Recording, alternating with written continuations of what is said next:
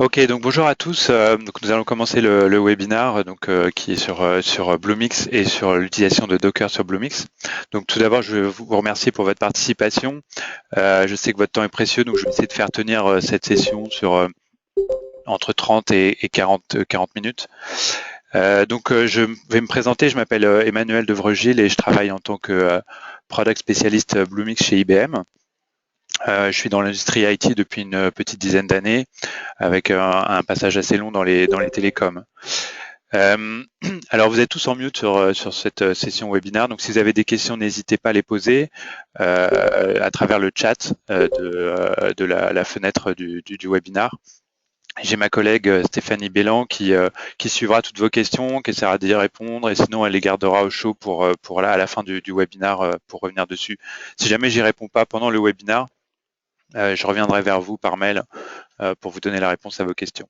Et puis sur le slide que vous voyez actuellement sur votre écran, il y a mes coordonnées, n'hésitez pas à les noter et à me contacter si vous souhaitez plus d'informations sur Bluemix, sur Docker ou sur n'importe quel sujet qui traite au cloud IBM. Alors pour l'agenda pour aujourd'hui, donc en fait, on va passer très peu de temps sur le slide et beaucoup plus de temps sur juste une démo live de Docker. Donc je vais juste faire une rapide introduction sur ce que Docker, les containers Docker, et puis sur Bluemix, le cloud IBM Bluemix. Et puis ensuite, je vous ferai une démonstration assez complète de Docker sur Bluemix. Alors, pour commencer tout de suite dans le sujet sur la partie container. Donc les containers d'application, vous en avez peut-être déjà pas mal entendu parler puisque c'est un sujet qui maintenant existe depuis plusieurs années. Docker existe depuis maintenant, je crois, 2003. Et on a assisté cette année à une adoption incontestable de la technologie par les entreprises.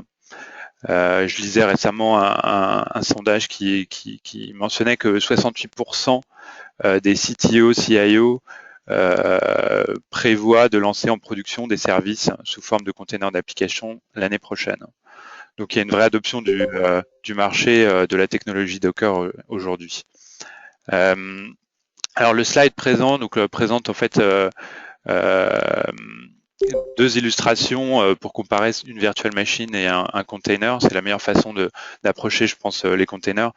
Et qui vient en fait, j'ai pris ça sur le site docker.org.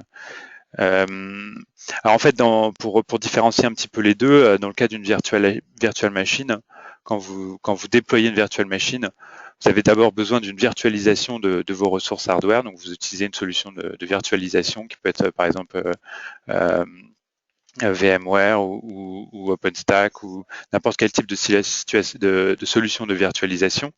Et puis ensuite, vous allez déployer des images de vos virtual machines avec un guest OS, un OS pour chaque virtual machine, qui va ensuite hoster votre application avec toutes ses dépendances. Donc c'est un petit peu la structure d'une virtual machine.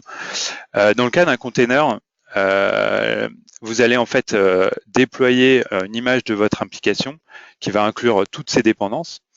Et votre Docker, votre container, pardon, va en fait tourner sur un OS host partagé. Donc vous allez avoir un OS host qui va être partagé pour tous les Docker, tous les containers qui vont tourner sur cette OS. Donc en bénéficiant en fait des features cgroup et namespace qui permettent à chaque container d'être totalement isolé. Donc avec cette technologie de container et avec cette rapide introduction, les éléments qui sont importants à considérer sont tout d'abord l'aspect isolé. Donc chacun des containers qui va tourner sur votre host OS va évoluer de façon totalement isolée. C'est aujourd'hui le cas sur OS Linux et ce sera bientôt le cas sur Windows. Vous bénéficiez d'un environnement qui est totalement portable en fait, puisque chaque image de votre application va contenir aussi toutes les dépendances. Et donc, vous allez pouvoir porter très facilement votre application d'un cloud à un autre, d'un environnement à un autre. Et ça, je vais vous le montrer pendant la démo. Vous allez pouvoir optimiser vos ressources en termes de mémoire, de storage, de CPU, puisque comme on vient de le voir, donc vous n'avez pas besoin de virtualisation, vous allez pouvoir faire tourner vos containers sur du bare metal. Et donc ça, je vais vous le montrer aussi avec Bluemix. En fait, on vous offre un accès à un environnement qui vous permet de lancer des containers Docker directement sur du bare metal. Et donc vous avez une optimisation en fait des performances. Vous allez pouvoir déployer très rapidement, et ça aussi on va le voir pendant la démo, puisqu'en fait votre image est beaucoup plus légère, vous n'avez pas de guest OS, donc c'est une image qui contient juste l'application et ses dépendances. Et puis en fait, vous avez peut-être déjà entendu parler de l'architecture microservice. Les containers vont vous permettre en fait de pouvoir séparer votre application en différents services et de pouvoir obtenir grâce à ça une meilleure granularité dans la scalabilité de votre application et aussi une meilleure gestion des évolutions de votre application avec différents services plutôt que d'avoir une grosse application monolithique. Donc voilà un petit peu une introduction rapide sur les containers avec maintenant un petit focus sur la partie Docker. Donc Docker, c'est un projet open source pour construire des applications distribuées sous forme de containers. Alors il y a différentes notions qui sont importantes en introduction et qu'on va utiliser pendant cette démo. Il y a la notion d'image que j'ai un petit peu mentionné précédemment et vous êtes sûrement familier si vous avez déjà travaillé avec des virtual machines, et donc qui va être un snapshot de notre application et qui va nous permettre de construire des containers à partir de cette image. Le container lui-même qui est l'unité standard et qui va porter l'application, et donc on va voir ça pendant la démonstration. Le Docker Hub qui est un aspect important et qui permet d'accéder à un large catalogue d'images en fait qui sont déjà disponibles, et puis aussi de pouvoir partager vos propres images. Et puis enfin le Docker Engine qui est vraiment la partie qui va permettre de construire les images, de lancer nos images sous forme de containers et de pouvoir les gérer. C'est la partie qui va directement tourner sur le serveur physique. Alors, IBM et Docker, donc il y a un partenariat qui a été annoncé. IBM a fait une annonce d'investissement important sur la technologie Docker, en investissant aussi en termes de ressources de développeurs dans la communauté open source Docker, et en offrant à ses utilisateurs, à ses clients et ses partenaires la possibilité via Bluemix de pouvoir lancer très facilement des containers Docker. Et c'est ça que je vais vous montrer aujourd'hui. Ce qu'on vous offre, donc comme je l'ai mentionné tout à l'heure, c'est la possibilité de faire tourner ces Docker sur du bare metal. Donc vous allez pouvoir optimiser les performances de vos containers, de vos applications. On vous offre aussi en plus de l'accès au Docker Hub, de pouvoir avoir votre propre private hub d'images. Vous allez pouvoir stocker et partager vos images. Donc c'est disponible sur Bluemix, on va le voir aussi pendant la démo. On vous offre aussi un accès aux outils DevOps, donc qui va vous permettre d'automatiser en delivery continu vos différents déploiements Docker. C'est totalement intégré. On va vous offrir aussi un accès au catalogue de services Bluemix. Donc vous allez pouvoir lier à vos containers, vous pouvez pouvoir accéder par exemple aux bases de données qui sont disponibles dans le catalogue Bluemix et lier ensemble vos containers Docker et ces services-là. Vous allez pouvoir déployer en mode single ou en mode groupe vos containers. Donc tout ça c'est simplifié avec, vous pouvez soit le faire depuis la command line, soit le faire depuis une interface web Bluemix. On a des fonctionnalités de scalabilité, gestion de la scalabilité et d'auto-recovery qui sont intégrées directement, avec aussi des outils de monitoring, logging, et puis on offre aussi une fonctionnalité expérimentale qui permet de scanner les images et vous donner des informations sur le niveau de sécurité de ces images. Beaucoup de choses aussi en roadmap. Si vous êtes plus intéressé de savoir quelles sont les fonctionnalités qui viendront à l'avenir, n'hésitez pas à m'envoyer un email et je peux partager avec vous plus d'informations sur les avancées qui auront lieu sur Docker sur Bluemix. Donc voilà un petit peu une rapide introduction sur les containers Docker et que je vais vous montrer en démo dans quelques minutes. Avant d'entrer dans la démo, je voudrais juste aussi parler un instant sur Bluemix, qui est la plateforme Open Cloud de IBM et qui offre un accès à la fois à du pure platform as a service, donc votre possibilité pour vous de développer votre application et de lancer en quelques minutes cette application sur le cloud. Et IBM se charge de toutes les différentes stacks, aussi bien hardware que middleware, et aussi toutes les dépendances de votre application en termes de librairie. Donc c'est un gain de temps important pour vous, une grande flexibilité en termes d'accès aussi au niveau des services que vous allez avoir via le catalogue Bluemix. Ensuite, on a aussi la partie infrastructure as a service. Donc, vous allez pouvoir lancer des virtual machines depuis Bluemix. Et puis aussi un aspect Docker, qui donc c'est le parti du milieu. Donc, le sujet d'aujourd'hui, pouvoir lancer très rapidement, très facilement des containers Docker depuis Bluemix. Donc, en plus de tous ces aspects, différents niveaux d'abstraction de l'infrastructure, Bluemix vous offre un large accès, un accès à un large catalogue de services, bases de données, des services d'Internet des objets, des services d'applications mobiles, etc. Donc c'est des choses que vous pouvez facilement intégrer dans votre application, qui va vous permettre de l'enrichir avec des services accessibles sous forme d'API. Et puis un dernier point, c'est en fait l'aspect donc vous pouvez soit accéder au cloud sous forme publique via bluemix.net, vous pouvez vous créer un compte gratuitement et consommer les services, lancer des applications. Soit vous pouvez aussi demander à IBM d'avoir un accès dedicated, à savoir d'avoir votre propre cloud privé hosté par IBM ou en local dans vos propres locaux, dont le lancement arrivera très prochainement. Enfin, je vais terminer sur l'aspect open source. Donc, chacun de ces différents niveaux d'abstraction de l'infrastructure, le platform as a service, infrastructure as a service ou la partie container repose sur de l'open source.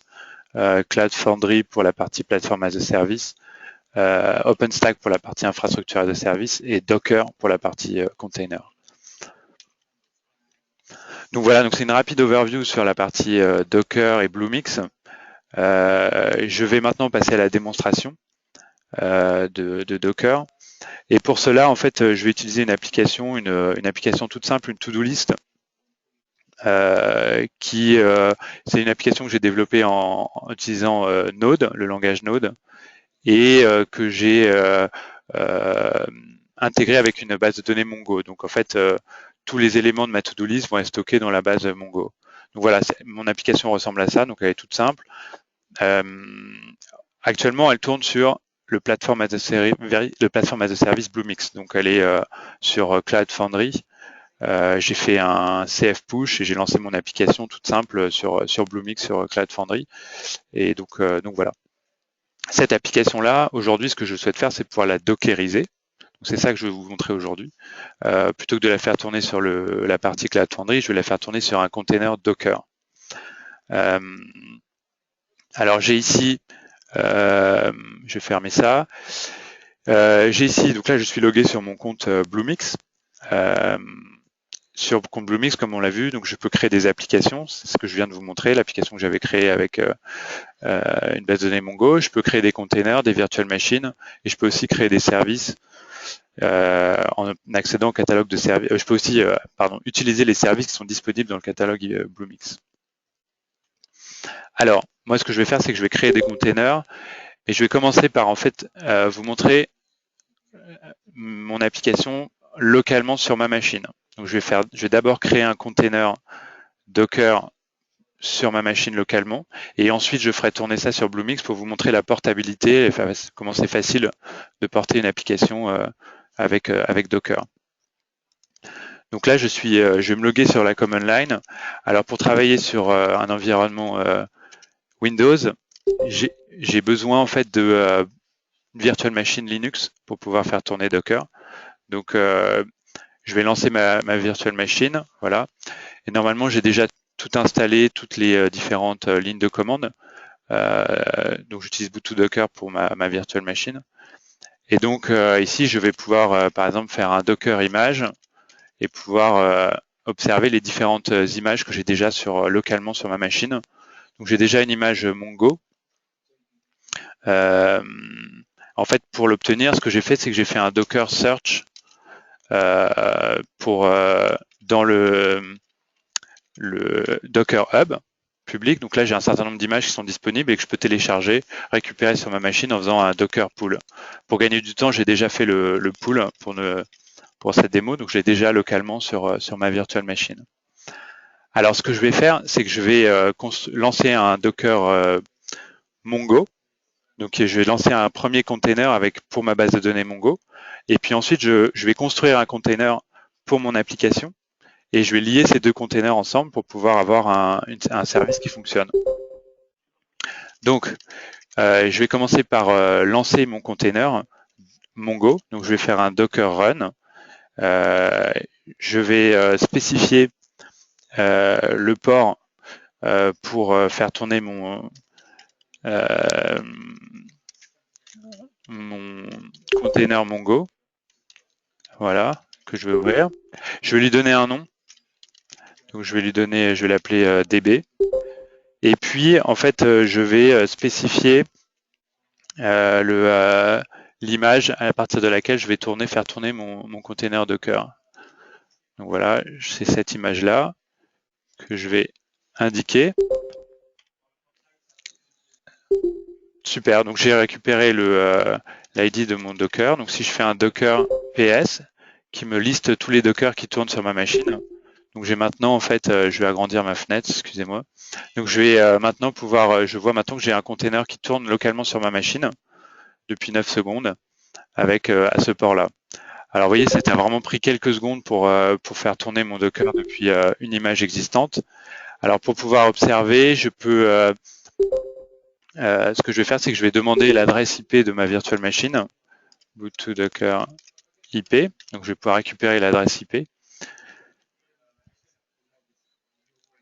Et pour pouvoir confirmer, voilà, donc je l'ai récupéré, que tout fonctionne bien, et je vais aller ici, je vais rentrer l'adresse IP et je vais mettre le port 27017. Et donc voilà, j'ai bien un accès à Mongo. Donc j'ai bien un container qui tourne actuellement sur ma virtual machine, un container Mongo. Alors maintenant, ce que je vais faire, c'est que je vais construire une image pour mon application avec toutes ses dépendances.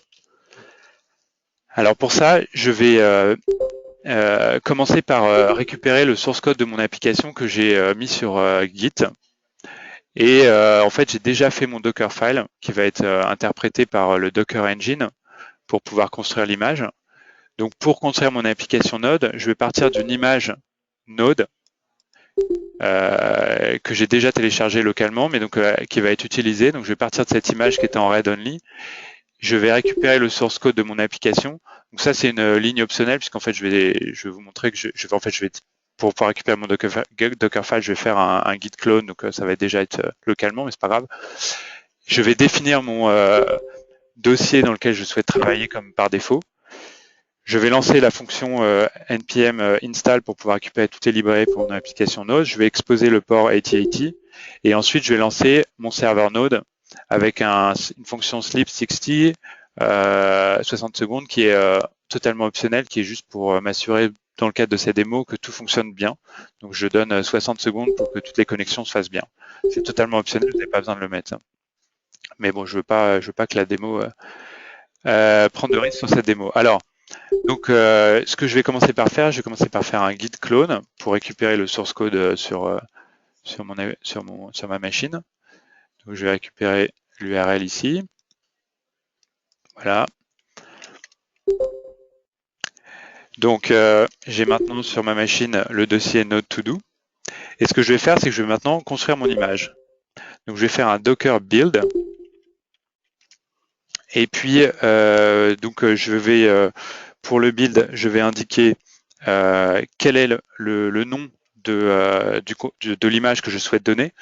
Et donc moi, ce que je prends comme nom, je prends toujours l'URL de mon alors c'est là, l'URL de mon registry private Bluemix, donc qui est registry.ng.bluemix.net / le nom que j'ai donné à mon registry quand j'ai configuré mon Bluemix Docker. Et je vais lui donner le nom, je vais l'appeler node to do. Donc ça, c'est le nom que je donne à mon image. Et puis, je vais indiquer le chemin d'accès pour mon Dockerfile qui est node to do. Voilà, qui est le dossier node to do. Et donc là, je vais avoir mon image qui va être construite. Donc ça va aller assez vite puisque donc sur la step 1, step 0, donc je récupère l'image node que j'avais déjà localement sur ma machine. Donc ça va assez vite. Ensuite, il refait un git clone qui était optionnel. Ensuite, il va récupérer toutes les dépendances, les librairies Node pour faire tourner mon application, exposer le port, etc. Et donc voilà, je termine. Donc j'ai mon image qui est prête. Donc maintenant, si je fais un Docker image, je vais observer que j'ai une image Node to. Alors j'ai dû oublier le do, c'est pas très grave. Voilà, donc j'ai une nouvelle image sur ma machine qui s'appelle Node to. Alors maintenant, ce que je vais faire, c'est que je vais faire tourner mon Docker. Je vais lancer mon container Node de mon application Node2. Donc je vais faire un Docker run, comme j'avais fait tout à l'heure pour ma base de données. Je vais exposer un port 8080. Je vais lui donner un nom aussi, donc je vais l'appeler web. Alors important, je vais le lier à mon container Mongo qui tourne actuellement. Donc je vais le linker à mon container DB. Et puis je vais donc indiquer quelle est l'image à utiliser pour créer ce container. Et donc c'est mon image Node2. Voilà. Je vais mettre ici. Alors j'ai fait une petite erreur puisqu'en fait, ouais, j'ai oublié d'indiquer en fait c'est db2.db avec l'alias. Voilà. Et donc maintenant, si je fais un docker ps, donc pour lister les containers qui tournent sur ma virtual machine, j'observe que j'ai bien mes deux dockers qui tournent. J'ai un premier docker pour mon Mongo que j'avais créé tout à l'heure, pour ma base de données, et j'ai un deuxième container docker pour mon application. Donc si je fais maintenant, je peux aussi observer les logs. Donc si je fais docker logs pour mon container de mon application, je peux faire donc cf, non c'est c6a. Les 3 premiers caractères suffisent. Alors en fait, ce qui se passe, c'est que comme j'avais mis un 60 secondes, il va falloir que j'attende un tout petit peu. Mais dans quelques secondes, je vais pouvoir vous montrer l'application qui tourne localement sur ma machine à partir de 2 containers. Et donc ça s'est fait vraiment en quelques minutes, c'est vraiment très très simple. Alors, ce que je vais, en attendant que la minute se passe, je vais commencer à introduire la deuxième partie de la démo. Maintenant que j'ai fait marcher mes images localement, je vais porter tout ça sur le cloud Bluemix. Et donc, j'ai plusieurs façons de le faire. Je pourrais tout faire depuis la command line. Donc, continuer, me loguer sur la command line CF IC, qui est l'extension de CF pour IBM Container. Et je pourrais pousser mon image et lancer les containers depuis la command line. Je pourrais aussi depuis la web console. Donc ici, depuis mon interface, ici, je peux créer des containers. Mais pour l'intérêt de l'exercice, je vais en fait utiliser les outils DevOps IBM pour pouvoir vous montrer comment lancer les containers Docker depuis ces outils qui permettent d'automatiser et de faire du delivery en continu sur vos projets. Alors je vais juste finaliser ici. Docker, en fait je vais reprendre voilà, donc maintenant ça devrait tourner. Donc si je retourne ici sur mon URL en local, mais que je mets port 8080. Voilà, je vois ma to-do list qui tourne en local avec ma base de données. Donc si je rentre, voilà, tous mes éléments de ma nouvelle to-do list sont stockés sur mon image Docker. Voilà, si je fais un refresh, je continue à conserver mes items de ma base de données. Donc voilà. Je vais passer à la deuxième partie de la démonstration, de vous montrer comment faire tourner cette application maintenant sur Docker sur Bluemix. La première chose que je vais faire avant de créer un projet sur les outils DevOps, je vais commencer par en fait créer une base Mongo, puisqu'en fait ce que je vais faire, c'est plutôt que de faire 2 containers Docker, je vais créer un premier container Docker pour l'application et je vais utiliser un service Mongo du catalogue de services Bluemix. Ce qui me permet d'avoir une base de données managée par IBM plutôt que d'avoir un container Mongo à gérer moi-même. Donc, pour cela, en fait, je vais créer une application Cloud Foundry avec donc le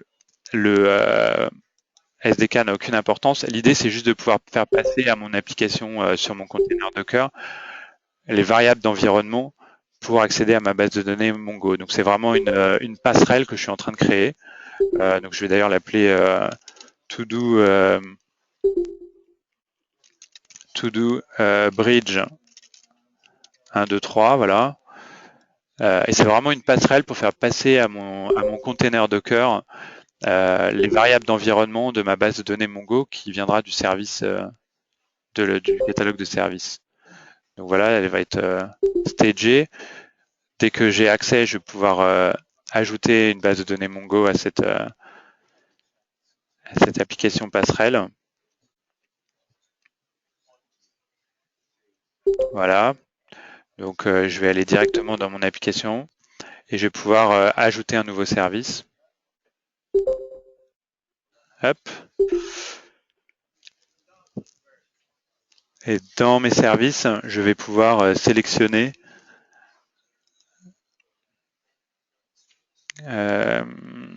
donc je vais aller donc là je suis dans le catalogue de services Bluemix et je vais pouvoir aller chercher une base de données Mongo. Donc voilà, je vais prendre une base de données Mongo, je la sélectionne et je vais l'attacher à mon application passerelle.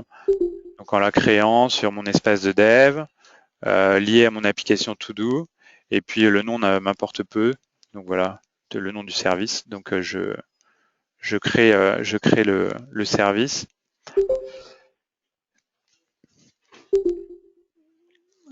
Voilà, ça prend quelques secondes.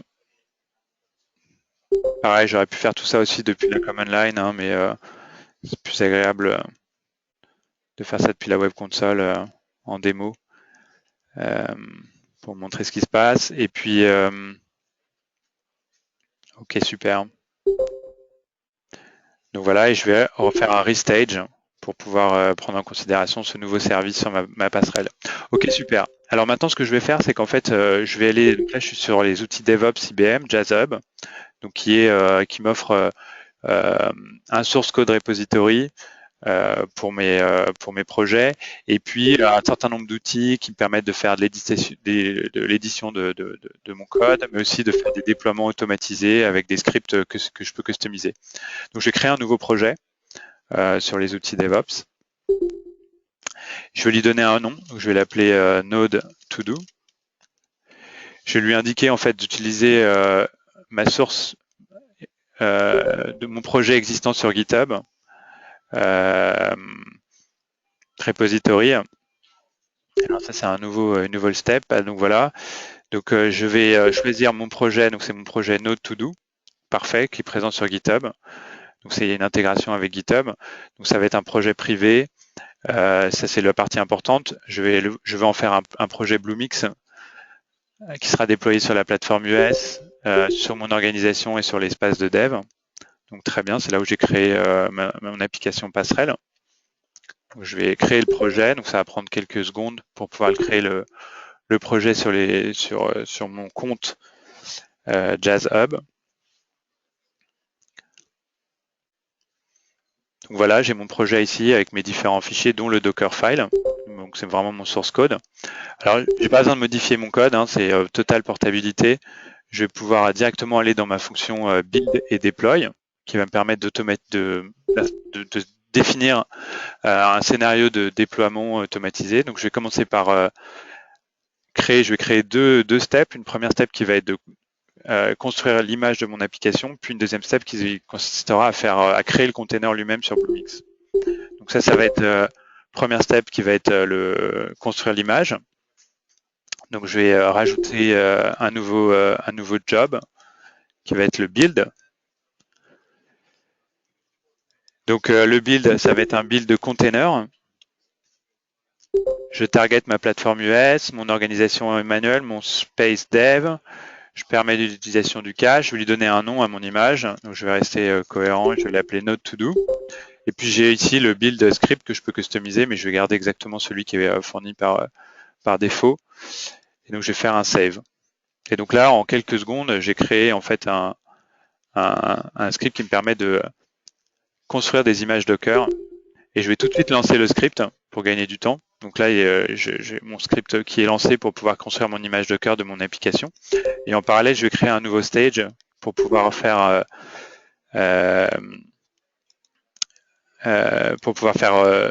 pouvoir construire le container Docker à partir de l'image. Donc ça va être un deployer type qui va être un container sur Bluemix. Je choisis aussi la target, l'organisation, le space. Je vais lui donner aussi un nom. Je vais l'appeler Node to do. De nouveau. Je vais définir un port. Et puis donc ici, j'ai mon script de déploiement. Et j'ai ici certaines variables d'environnement optionnelles que je peux définir, dont l'une d'entre elles est le bind to, qui me permet de binder mon container à une application Bluemix qui tourne sur Cloud Foundry. Donc ça, je vais en avoir besoin. Donc en fait, ce que je vais faire, c'est que je vais aller dans mes variables d'environnement, et je vais créer une nouvelle propriété, property, qui va être le bind to, et je vais lier à mon application que j'avais appelée to-do bridge 1, 2, 3. Donc voilà, je vais juste vérifier. Donc c'est bien to-do bridge 1, 2, 3. Donc voilà, et donc je vais faire un save.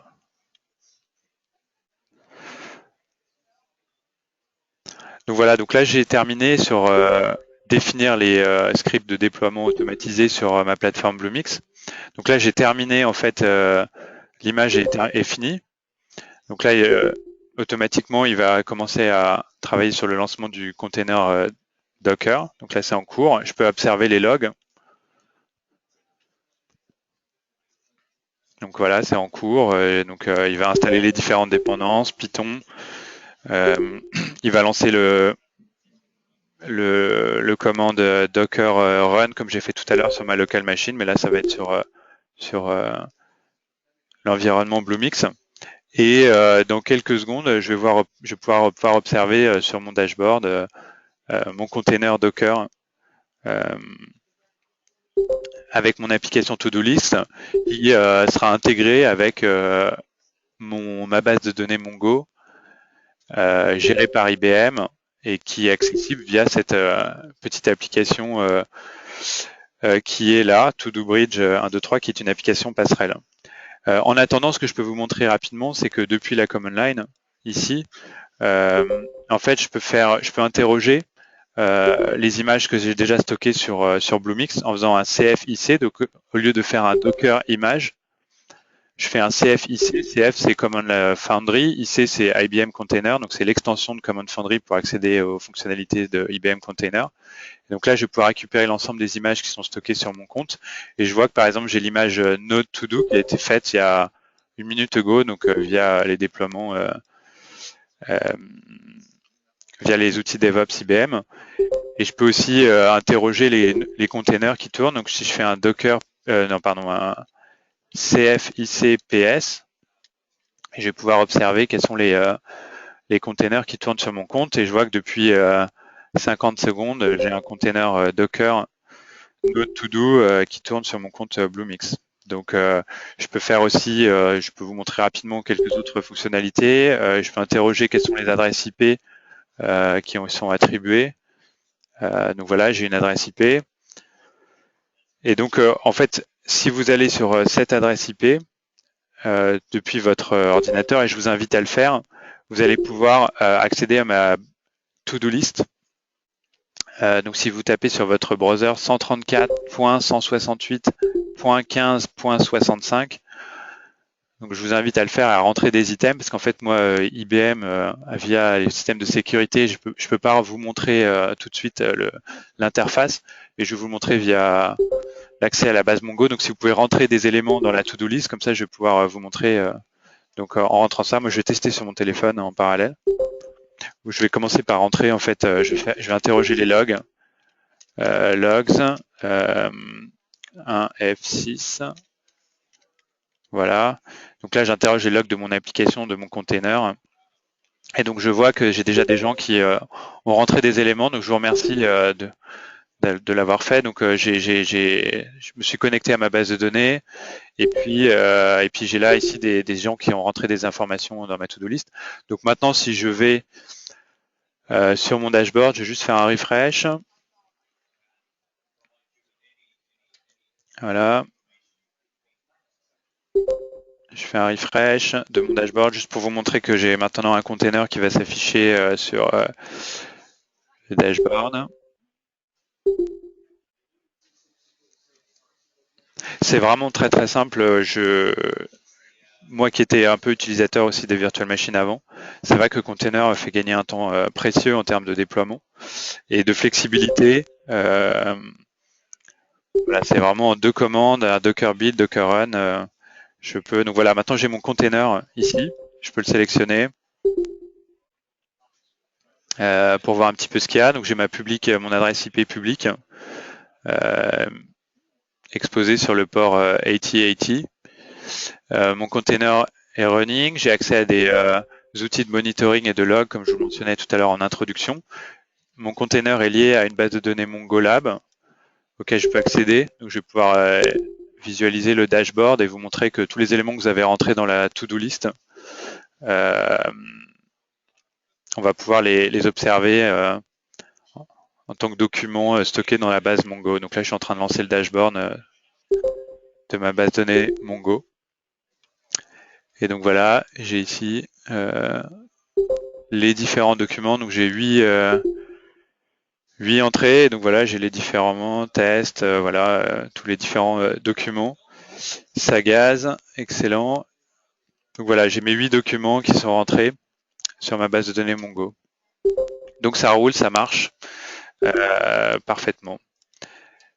Donc voilà, donc c'était une rapide démonstration. Donc ce que je vous ai montré, en fait, c'est vraiment pour résumer, je vous ai montré comment faire tourner très rapidement sur votre machine localement deux containers, un container qui host une application qui peut être n'importe quel type d'application, un autre container qui host une base de données liées ensemble, et donc je fais tourner mon application localement. Et puis ensuite, je peux très facilement faire porter tout ça sur le cloud Bluemix.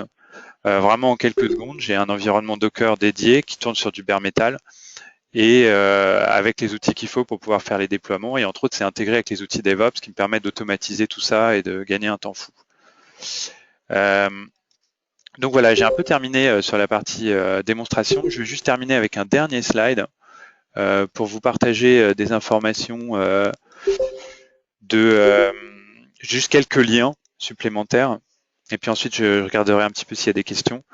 Alors, je vais ici vous montrer juste quelques liens pour terminer sur Bluemix qui peut être intéressant. D'abord, il y a une formation en ligne qui est disponible, un MOOC, que je vous invite à regarder sur Bluemix, qui est en français, gratuit. Donc voilà, c'est toujours bon à prendre. Il y a un groupe Meetup à Paris qui est très actif avec presque tous les mois des workshops sur des sujets intéressants tels que le cloud hybride, Watson, je crois que le prochain est sur Watson, Internet des objets, Big Data, etc. Donc je vous invite à y participer. Et puis il y a le site avec tous les webinars. On fait des webinars assez régulièrement sur plein de sujets. Le prochain sera sur Big Data. Donc il y a un site avec tous les webinars pour l'Europe. Et il y a entre autres une section pour la France. Et puis je vous invite à aussi utiliser toute la communauté Bluemix qui est assez accessible voilà, qui est accessible depuis l'interface Bluemix et qui vous donne accès à plein de tutoriaux, plein de ressources, de blogs, d'informations et puis accès aussi à tout le support, même s'il ne faut pas hésiter à me contacter directement si vous avez besoin d'aide pour vos projets. Donc voilà, alors je vais voir avec Stéphanie si on a des questions que je peux essayer de traiter rapidement.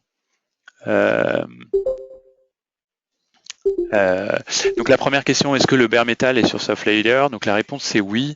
C'est vrai que Bluemix tourne sur SoftLayer et les containers tournent sur SoftLayer. Donc oui, la réponse est oui, les containers sont sur SoftLayer. L'authentification à l'accès Cloud Foundry IBM. Alors en fait, depuis la Command Line Interface, c'est vrai qu'avant la démo, je m'étais déjà logué pour gagner du temps, mais en fait, il faut pour se loguer, il faut déjà installer la Command Line Cloud Foundry et ensuite vous pouvez faire un CF login. Et alors, en fonction de data center que vous choisissez, si vous choisissez le data center US, les API, c'est api.ng.bluemix.net. Si vous choisissez le data center Europe, c'est api.eu.gb. Non, pardon, je recommence. api.eu-gb.bluemix.net. Et tout ça, c'est documenté sur Bluemix dans les documents. Vous avez toutes les informations pour vous loguer sur CF Login. Et pour ensuite vous loguer sur la partie Docker, une fois que vous avez fait le CF Login, il faut faire un CF IC Login. Voilà. Je vais prendre une autre question. Comment Bluemix gère le placement des containers sur les serveurs host? Alors en fait, donc tout ça c'est normalement transparent pour vous. Hein. On utilise les outils Docker, Docker Swarm, Docker Swarm principalement, avec sûrement des choses, je pense, complémentées par des solutions IBM. J'ai pas toutes les informations sur tous les modules qui sont utilisés pour la partie orchestration, mais je sais qu'au moins Docker Swarm est utilisé. Si vous voulez, je reviendrai vers vous avec un peu plus d'informations. Philippe, je reviendrai vers vous avec un peu plus de détails sur la partie orchestration. Mais en tout cas, je sais que Docker Swarm est utilisé. Ensuite, des applications Windows pourront-elles être placées dans des containers? Excusez-moi. Donc, alors en fait, très prochainement, il est annoncé que très prochainement Windows supportera Docker Engine. Donc, alors je sais pas très bien ce que ça veut dire des applications Windows, mais enfin, en gros, Docker sur Windows Server sera supporté très prochainement. J'ai pas de date, mais il y a beaucoup de rumeurs en ce moment sur le sujet. Donc, je pense que ça devrait arriver très bientôt. Ensuite, ouais.